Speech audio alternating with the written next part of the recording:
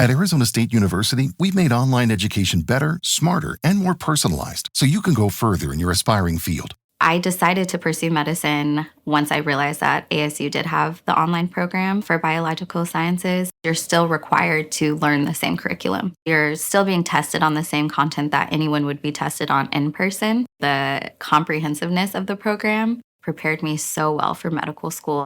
Explore over 300 programs at asuonline.asu.edu. Welcome to Rainy Day Rabbit Holes, where we take the history of the West off the rails. If you like your history unhinged, you are in the right place. I'm Shay. And I'm Jody. Let's fall down the rabbit hole. Hey everyone, Shay here from Rainy Day Rabbit Holes. We're back with another Summer of Saucers episode, and today we're excited to bring you something special. We're featuring an episode from one of our favorite shows, Mysterious Pacific Northwest, a podcast that digs into the strange, unexplained, and fascinating stories of our region. Not only are they a fantastic show, but they're also part of the Umbrella Podcast Collective alongside us. In this episode, they take you deep into the history of the McMinnville UFO photos, one of the most iconic and controversial UFO sightings in American history. Evelyn and Paul Trent captured these famous 1950s images over their Oregon farm. Photos that sparked debates, inspired festivals like the McMinnville UFO Festival at the McMinnville, and continued to fuel UFO fascination today. If you love what you hear, make sure to check out Mysterious Pacific Northwest on your favorite podcast platform. You can find them at Apple Podcasts or anywhere you get your podcasts. And don't forget, you can explore all the shows in our collective at rainydayrabbitholes.com/umbrella. Now, let's dive in and explore the McMinnville UFO photos with Mysterious Pacific Northwest.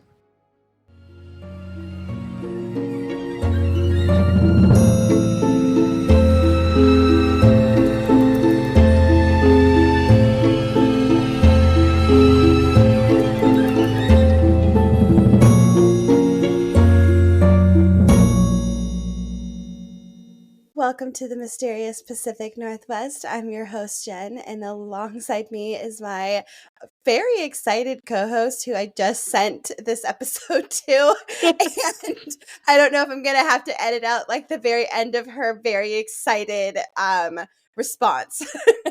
It's a UFO, you guys. I'm so excited. I love UFO stuff. I think it was before the thing started, so I think you're okay. But I'm so excited. I love UFO stuff. Almost wish it was like not prepping to like start recording when it was the UFO. It was pure excitement. I was like, UFO. I love a good UFO moment. So same. I mean, that's why I'm back here. It's been a while since I have done a fairly substantial proof, as far as like my opinion goes, of UFOs.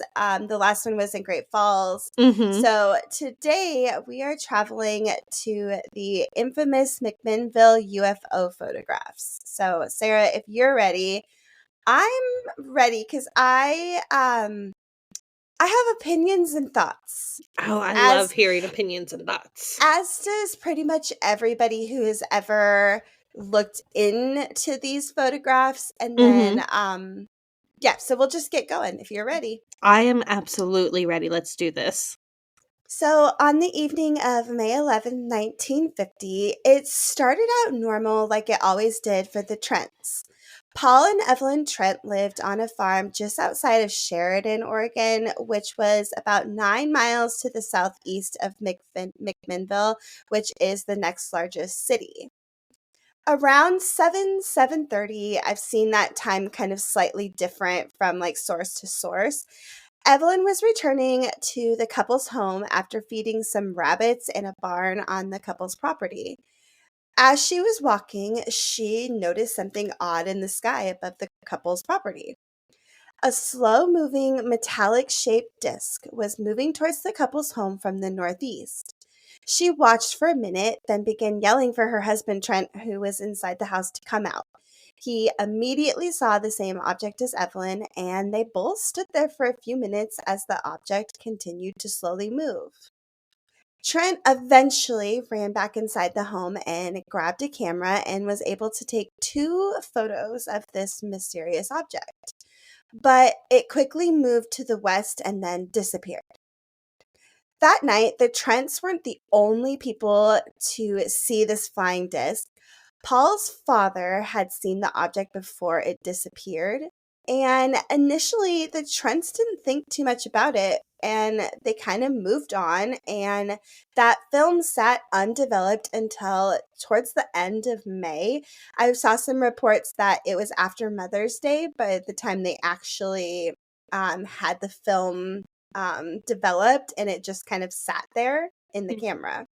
So, like, it was interesting enough, I think, initially to take the photo, but not something that they felt like they needed to immediately go have developed and leave, a roll of film.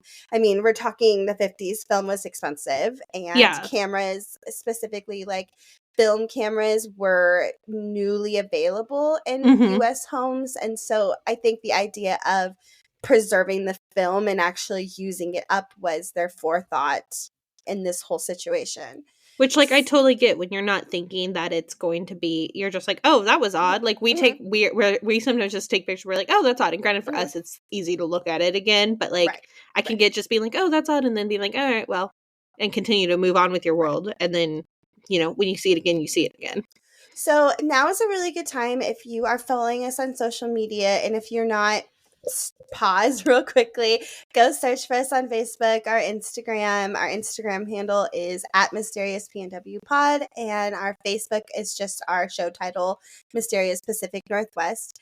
The first 2 photos that we're going to look at are the photos that Paul Trent had taken on that May evening. In the first photo, it's from a distance, and the second photo is a slightly blown up image of the item.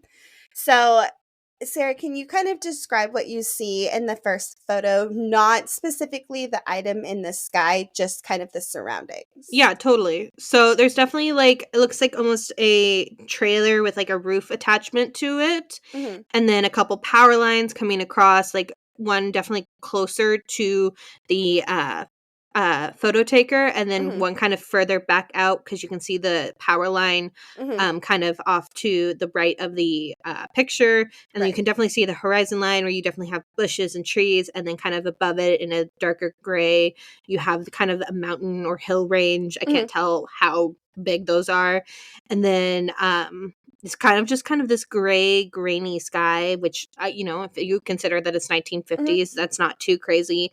There's a couple, looks like kind of white marks in the thing, which could probably just be the film and it being older, that's white speckles. Yeah. And then, you can kind of, like, as you zoom in, you can see more power lines going in.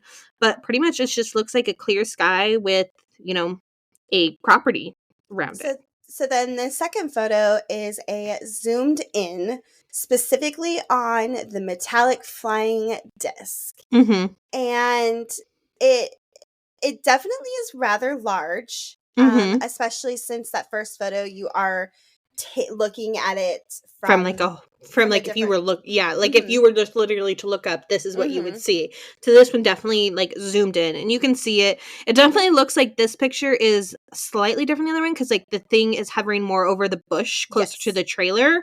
So, like, this is definitely a different zoomed in, but definitely still the same scene because you can still see the trailer in it. You see the bush that was next to the trailer, like, that's a little spinally, unlike all the other bushes in the foreground of it. You can kind of see the mountain range. It's a little bit lighter behind it. The sun's reaching more, and then you see, like, the multiple tiny power lines that you could see when you zoomed into the other one, and then one of the more major power lines that kind of exists in the original picture, and then you can see the object. Am I describing the object now?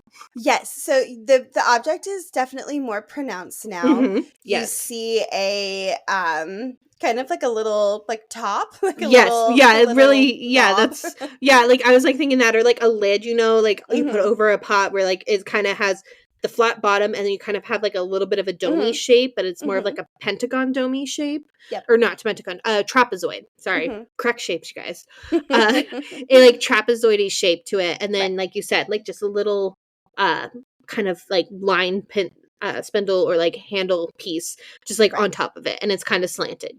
Yeah. So, like I said, the Trents didn't immediately think this was anything too bizarre or concerning, and that film, like I said, kind of just hung out for a while. And once they had them developed, Paul kind of looked back, looked at the pictures, and was like, okay, this is kind of strange. And he decided to share their experience with their banker, Frank Wortman. And like the Trents, Frank was intrigued by the photos as well, and he ended up displaying them in the bank windows as kind of a like, hey, community, what do you think this is? Is this like something explainable? Is it just anything? And just like putting it out there. So Yeah. from the very, very beginning, it was not the Trents who decided to put this out publicly, right? I'm assuming that Frank asked, do you mind if I, share the photos? Yeah. And I'm sure Paul was like, sure, because again, odd, maybe somebody else right. see odd, maybe like a community wise, especially in the 1950s in what sounds like definitely a smaller town and area, like sitting there being like, yeah, let's see who else maybe saw something like that so we can, verify what we heard or what we saw, and, get some, maybe somebody's like, oh yeah, no, I know what that is. It's blah, blah, blah, and just get some answers maybe. Right. Well, and this is really when the story started to gain a lot of traction. And eventually the photos appeared on the front page of the local newspaper, the Telephone Register, and very quickly after that, it was picked up nationally.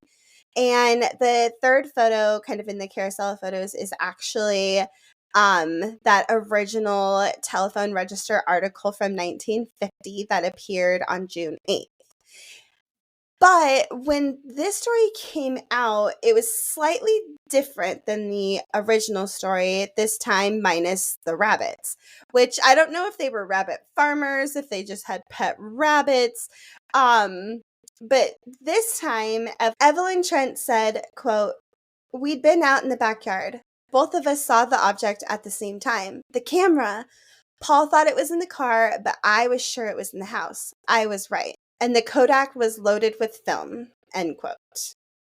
So as we're looking at the fourth photo, we now have a slightly different angle to look at. We have an angle of it tilted slightly down, and then an angle of the object tilted slightly to the left, exposing the what I see kind of smooth underside, where it almost looks like a little checkered.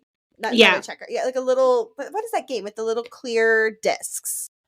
Do you know that game? No, it might even be like a Montessori. I taught Montessori for years, so it might even be a Montessori manipulative that I'm thinking about. It's just like a round circle, like the size of a quarter, and it's usually see-through but colored.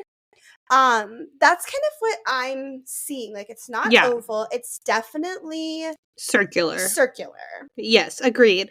And you can it even goes in zoomed more than what my phone zoomed in on the photo that the zoomed in photo of the object that you kind of see the trailer in the corner, and then they did a zoomed in photo of that photo from their arrow there, and you can even see almost a ridge line too when it's facing towards you, so you can kind of see the top of it. You see this ridge line where in theory, in how they kind of think of UFOs, if the base was the spinning that made it move, that would, you can almost see the line that would make it that way, and then you can kind of almost see a almost could it be a weird cockpit spout, where the glass dome thing, or a camera view in theory, because if they're aliens and they're traveling space, they probably have full moving cameras at this point. So maybe a camera view for them to better see, so they're not putting glass around the space where they're traveling when they're in space, and so having something like that there for visualization that maybe has a 360 perspective, and then the base, it looks just completely black, like you said, just a perfectly flat black base that you can't really and obviously we don't know if it's black, but opaque, I guess would be the better word, where it just looks like a void almost, really. So I'm going to read directly from this newspaper article, just kind of getting some more perspective directly from Paul Trent. So in the title, but the description, it says that the quote thing appeared to be silvery and 20 to 30 feet in diameter. Yeah. And then it continues, farmer Paul Trent, McMinnville, Oregon, called to the backyard by his excited wife, was pointing skyward at what you see in the photos above.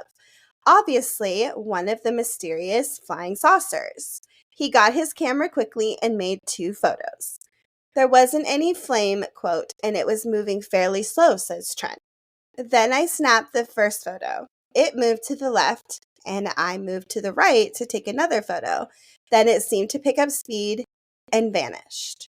So again, very similar to kind of both of Evelyn's recounts of how this kind of played out. And I don't necessarily think it makes much of a difference, right? No, Whether they were in they're the backyard together or he was in the house. Either way. Well, and even you could say like he was there, he went out and then called, and like that part is all subjective to the writer. So the writer could have simply, like, that's not his quote. So like it could literally be he was like, yeah, we were out there, and then she yelled for me to get the camera, so then I ran, and then the author, the reporter, interpreted it to be he was in the house and was called out. Like that could be so much a subjection of the person who put that sentence together. Like that part can be so subjective. So the International News Service, the INS, picked up the UFO sighting and sent the images and the story from the Trents across the nation. And at this time period, the UFO craze in America was really reaching a fevered pitch. It was very prominent in conversation. Groups were kind of starting to form about the existence of life, outside of people. And so the story really kind of put into photo what people were starting to see or had seen for years and are just now kind of starting to come forward. And eventually, the photo even appeared in Life magazine on June 26, 1950. The photos were eventually cropped and zoom in to kind of really see the details of the object. The Trent's original photos obviously were not zoomed in.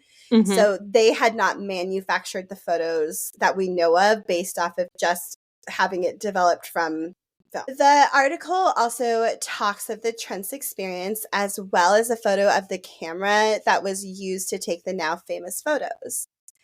After the story appeared in Life magazine, the negatives from that now famous roll of Kodak film were not returned to the Trents. And according to Wikipedia and several other sources, someone from Life told the Trents that the negatives had been misplaced. Don't you love that so many things just get quote unquote misplaced? In 1967, the Trent's infamous UFO negatives were discovered at the United Press International files. Several years later, the UPI merged with the INS, and the negatives were handed over to astronomer Dr. William Hartman, who was working on a government-founded UFO research project out of the University of Colorado Boulder. Although the Trents weren't immediately notified that their negatives had been found, Dr. Hartman traveled to Oregon and met with the couple and discussed what exactly happened on that May evening in 1950. He came to the conclusion that the Trents seemed sincere when discussing the events and even noted the couple never financially profited from the photos or the fame that followed. Like their lives maintained the same as it was before.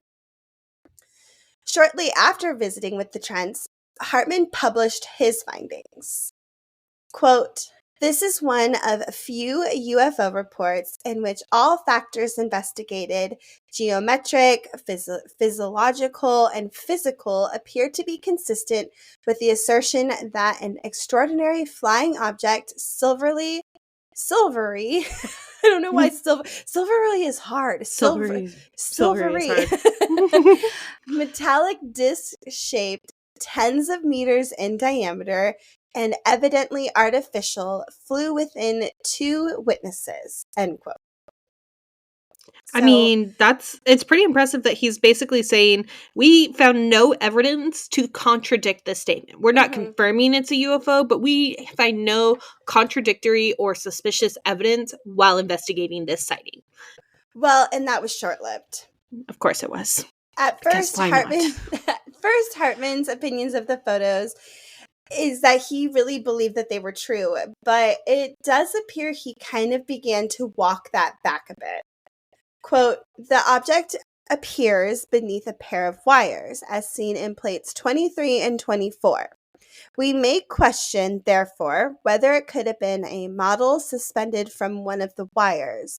This possibility is strengthened by the observation that the object appears beneath roughly the same point in the two photos, in spite of having been taken in two positions. These tests do not rule out the possibility that the object was a small model suspended from a nearby wire by an unresolved thread. End quote. I mean, that's such a cop-out answer. I'm sorry. You could literally see that most of those wires, if not all of them, were connected to power lines. Like, you could see all of them, and anyone who's seen multiple power lines can see that they usually run in collections of 3 to 4. And if you have 4 different ones kind of moving in different areas, then that's not crazy. And even Paul Trent admits that the thing moved. So if he moved and changed angles and the thing moved and changed angles, then it's not far-fetched to assume that the space between them would move with the movements of both of them moving. Because if they both moved, then it's not crazy to assume that the distance changes. Right. I'm not saying it's impossible, but I'm saying that that's not exclusatory either. So Hartman's varying opinions left a lasting impact on whether these images taken by the Trents were real or a very well done hoax. This also allowed for decades of skepticism of the photo and continued dissection of every aspect of the pictures as well. Issues with lighting and shadows, and even speculation that the photos could have been taken at a, quote, dull sunlit day at 10 a.m. rather than the May evening like originally described. I found the following quote from Hartman further explaining now growing skepticism of the photos. Quote, there could be a possible discrepancy in the view of the fact that the UFO, the telephone pole, and possibly the garage at the left, and especially the distant house gables, left of kind of the distant barn when you're kind of looking at the photos, are illuminated from the right or the east. The house in particular appears to have a shadow under its roof that would suggest a daylight photo and combined with an eastward incidence. We're saying 2 farmers in the middle of Oregon who, have probably little knowledge of how photography works in the 1950s, in which Photoshop was done by professionals, not your average Joe or average Paul in this scenario, and went to their place or took a photo, took a few days to go and live their lives, have Mother's Day. Yeah, do their thing, and then go and take the photos to be developed. And then again, a few days later, if not weeks later, I can't remember how long since the photo or since development to when they showed it to the bank manager. Then the bank manager saw it and was like, that's weird. I would like to post it. Can I post it? So again, them not taking the step to do it. And even if you want to say it was a manipulation of hoping that he would do it, I'm like, that's still not a statement of him pushing the story. Because if he wanted it out there, he would have taken it to the news. Well, but they just posted it.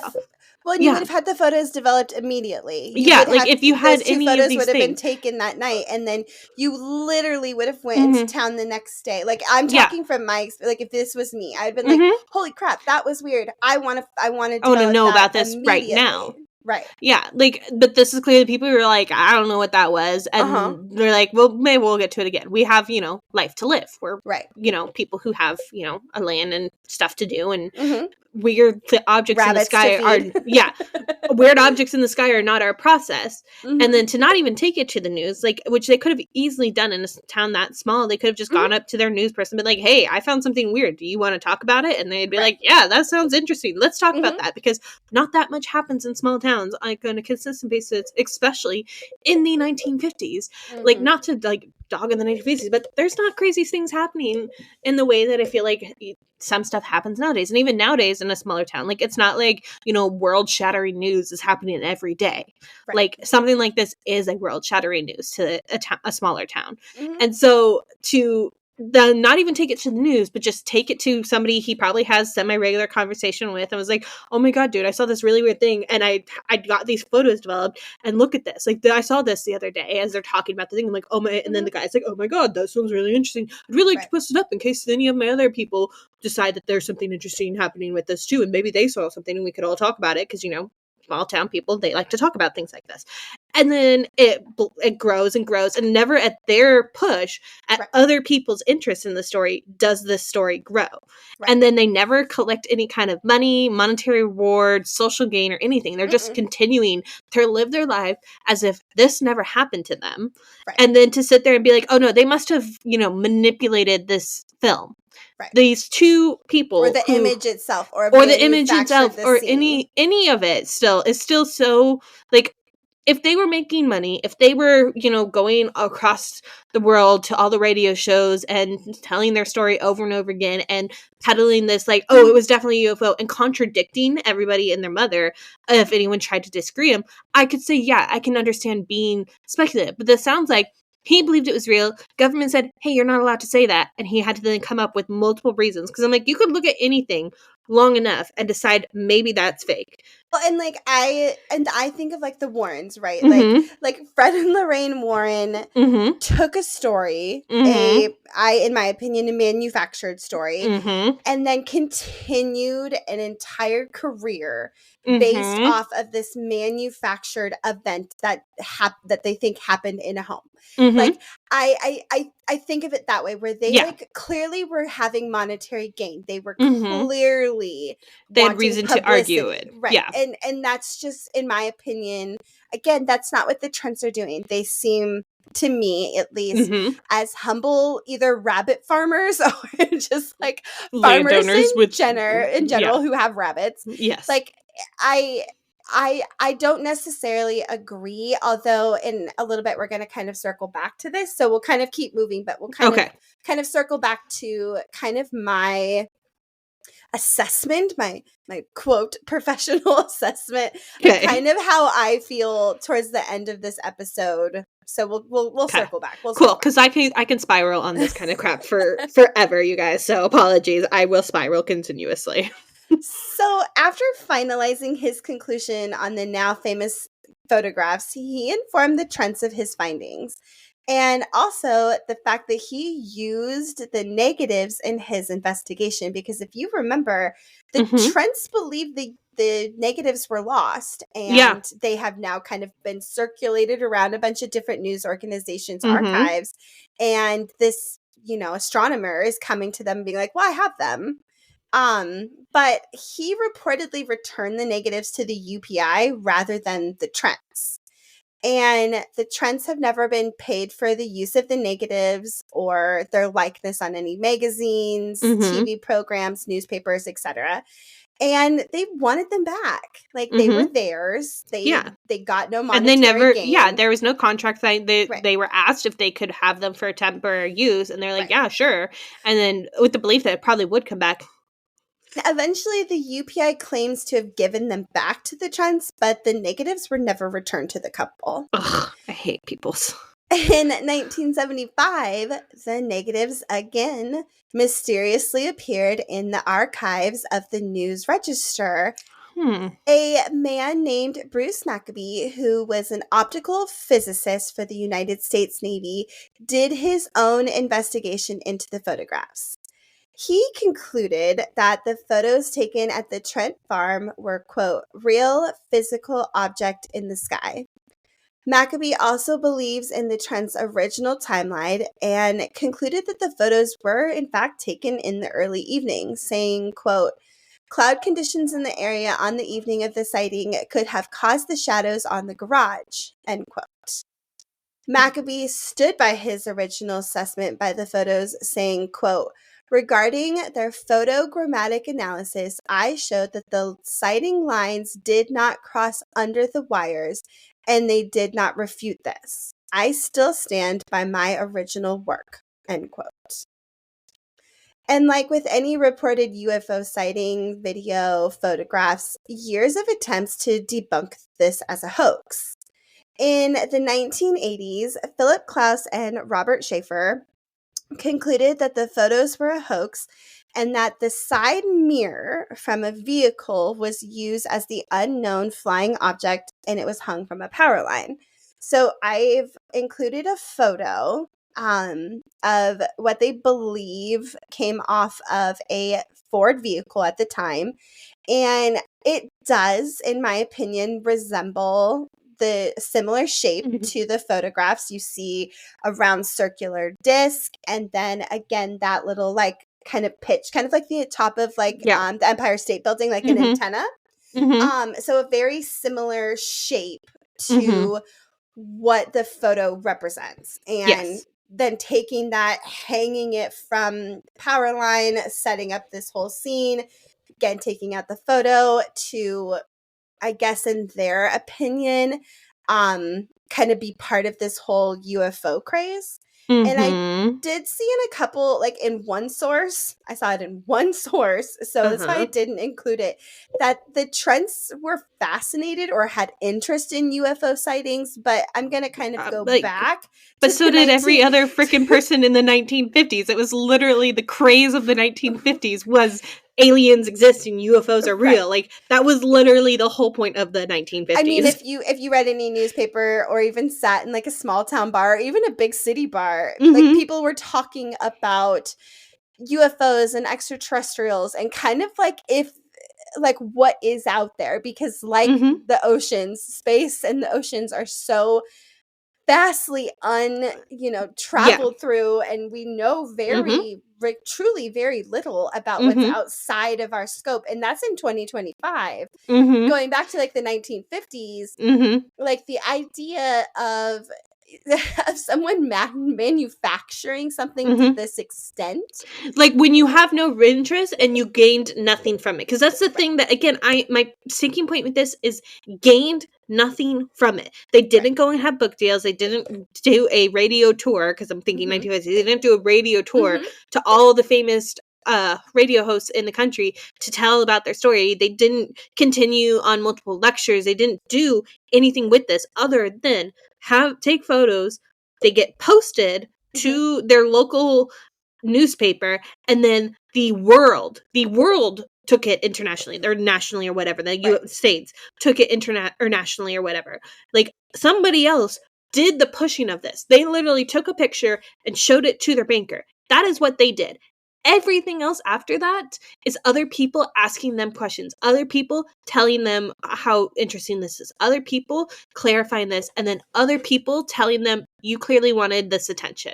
Like they somehow asked for this. When I'm like, they clearly took a picture, showed their banker. The banker's like, this is interesting, let me show other people. And then a news reporter said, this is interesting, let me post it on the news. And then someone at Life magazine said, this is interesting, let me put it on our magazine. And then the astronomer, or whatever his name is, Hartman, said, this is interesting, let me research this. And then every single person after this has gone, this is interesting, let me make a decision about this. But never once has the Trent sat there and gained some like huge win off of these photos. Well, and really which what is my sticking point. And what really kind of spurred their skepticism was that kind of quote, conflicting stories from the initial sighting. Different perspectives. When you and me tell the story, we are never exactly the same perspective, because we look at something from two different perspectives. It's two different people telling a similar story. The storyline and the core of the story is the same. Well, or anything like that makes it more factual, because it's like, oh no, this is actually, oh no, that's not how I remember. Oh, well, that's how I remember. Like that feels more accurate than we are 1000% in agreement. Everything. You will never waver us on our statement. Like they're like, they contradict Well, like people do when they're telling stories. Well, and the difference between the camera being in a car Mhm. or Paul having to go into the house to get the camera, it's such teeny little minute details that to me it doesn't really add up to being a conflicting story. Mhm. But to Klaus and Schaefer, that was part of the sticking point between the side mirror of a Ford pickup, like based off of kind of like the Ford pickup truck photo like that I see I agree with your assessment. Like they definitely could be that, but I'm like, I again stand by my statement. If you look at anything long enough, you can determine it's anything. You could find replicas, you could create replicas, you could find replicas, you could find something that makes anything about anything.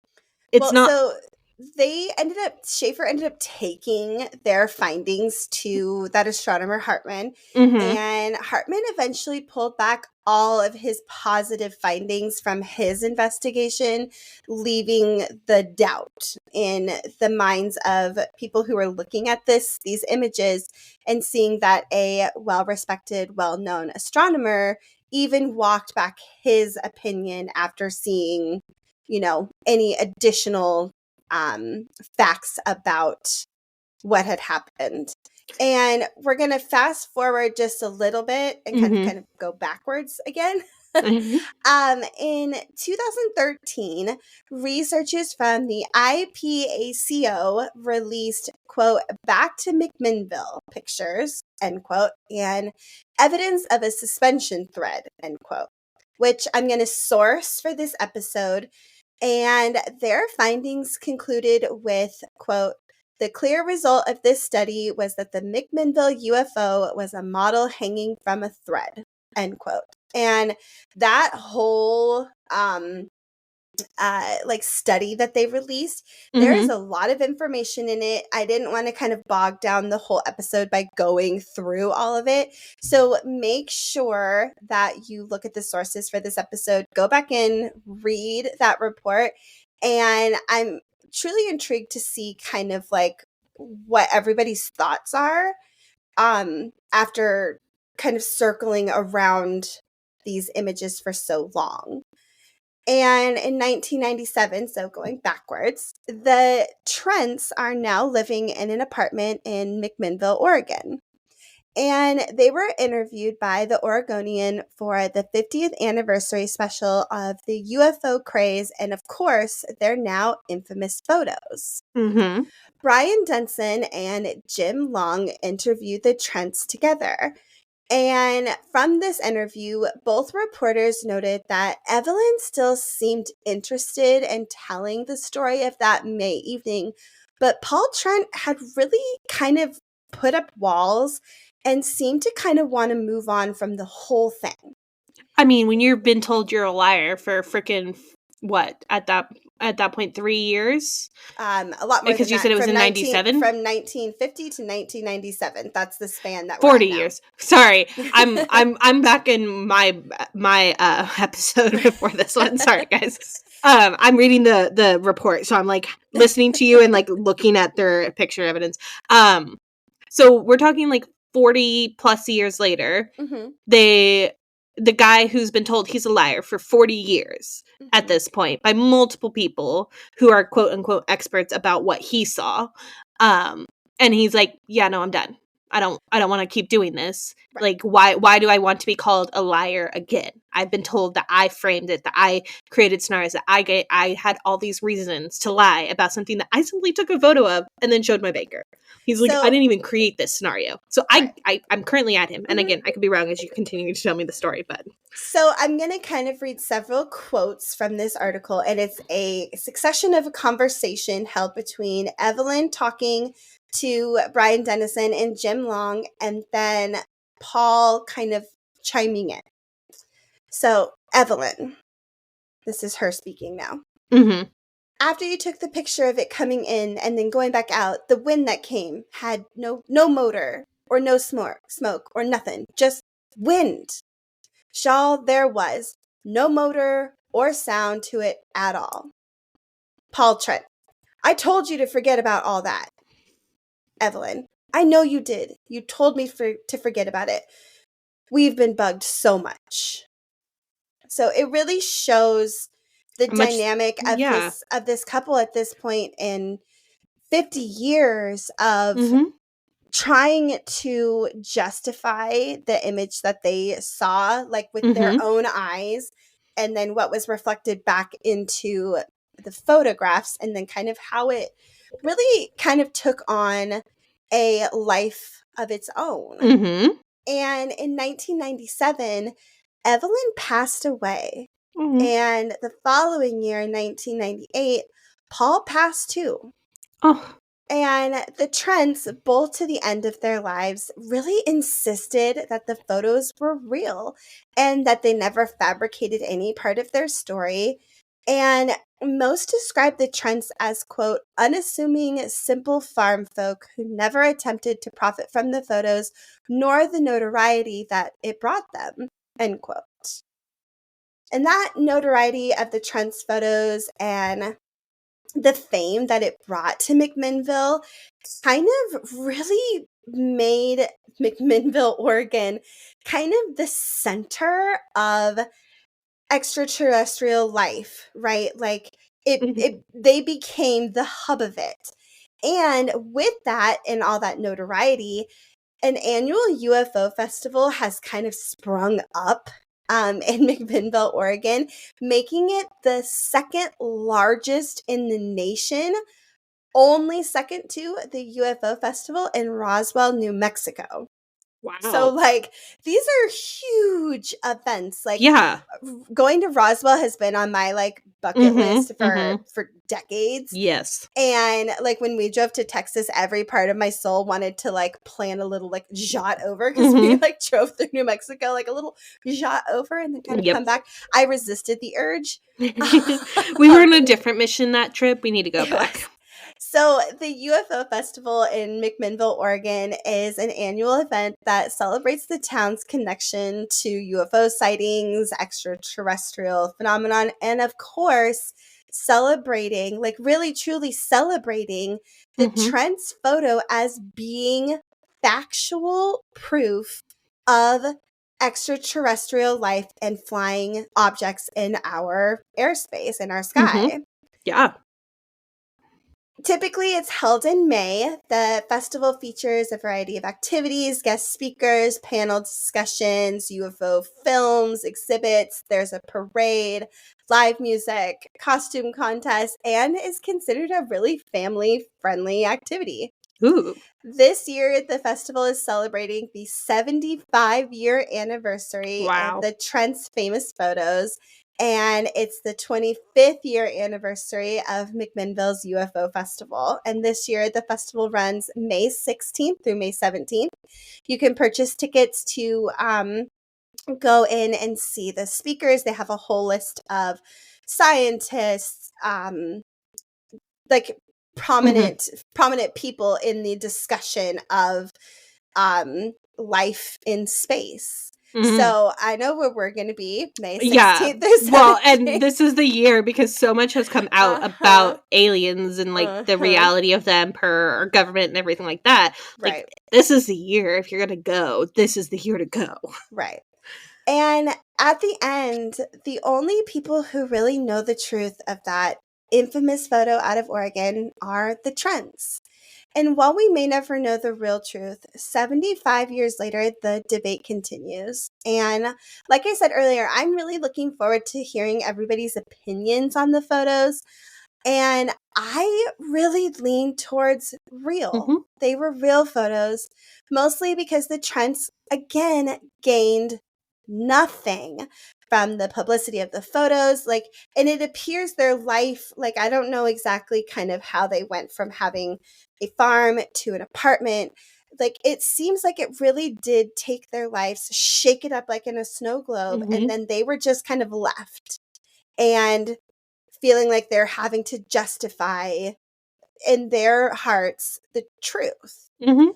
And like I said, it really did seem to me that Paul specifically had really grown so damn tired of Mhm. defending himself, his wife, and the photos that happened that May evening on his farm. Mhm. But it's really easy to go into all of these reports, read all of these things, and come to the conclusion that it could have been staged. Mhm. Like, either by the Trents or by someone else. Because, Mhm. like, there's this other third possibility, right? That, like, this was manufactured, but not by the Trents. Yeah, like, But they it's simply were an observer of somebody right. else's hoax. Like, it's just really easy to Mhm. kind of sit and look at this incident on two separate planes, right? Like, it's Mhm. it's really simple. You and I have even kind of done it back and forth here. You look at the car window and the idea that it, like, there's these shadows and could be Mhm. wires, just fishing. Like, if it's fishing line and a small metal mirror, Mhm. you don't need that much. Like, there's heavy duty fishing line in the 50s. Mhm. There's heavy duty fishing line. Fishing Yep. line is clear. And we're talking about a camera manufactured sometime in probably the 40s, 50s, Mhm. because the photos were in 1950. So I'm guessing the camera was more manufactured in the 40s. Same Yeah. with the film was produced in the 40s.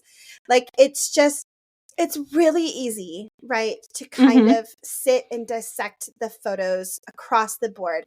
And I really think that's why these photos of the UFO specifically, out of thousands of reports and proof, still today leave us wondering, are we really alone in the universe? And what is really out there?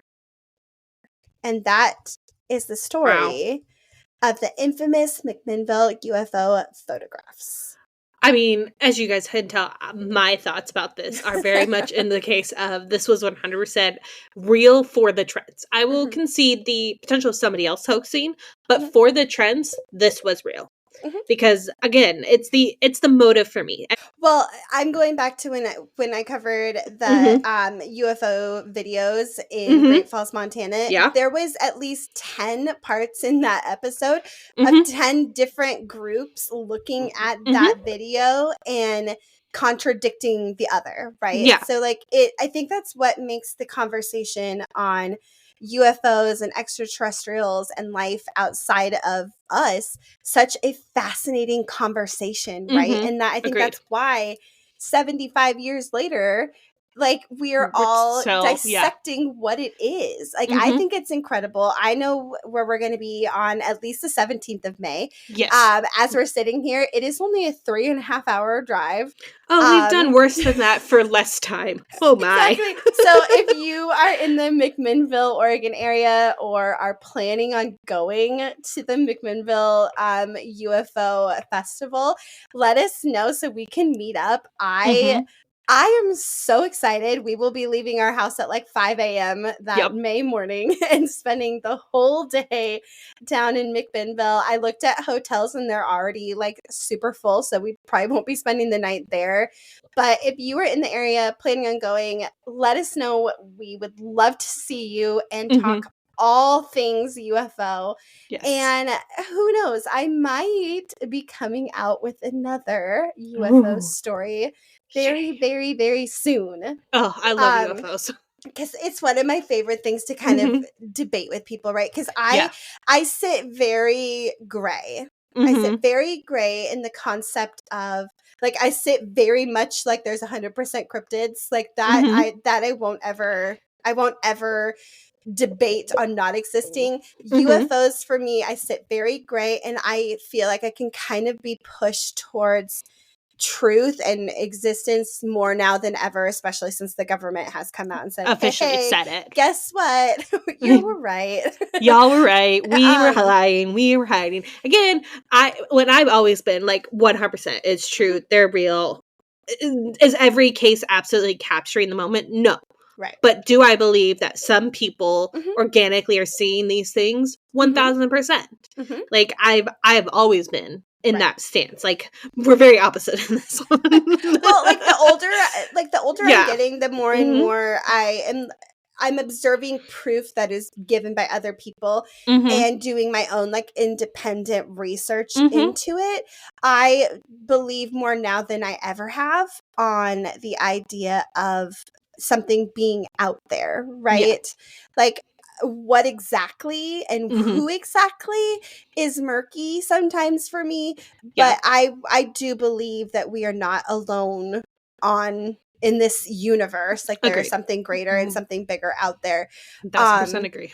But all I can imagine is all the UFO swag and like all of the things, and it's making me giddy even just like thinking about it. I'm so excited. I'm like, okay, so we can push through March and April like a breeze, and then off to Oregon we go. Away we go. Yes.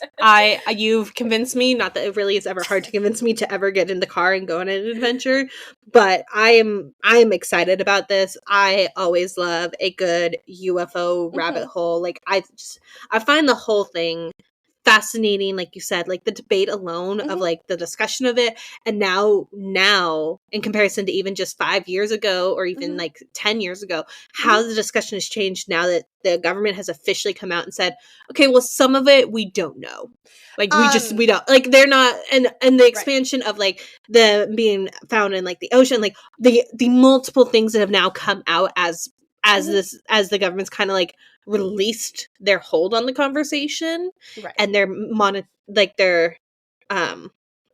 overreaching like discussion of like probably shutting down anybody's theory of it. The thing, like if they're like anybody of credibility who says it's real, we're gonna like shut that down because it's not real for so long. And so then that changed the dynamic of all the people who used to say, oh, well, no, it's not.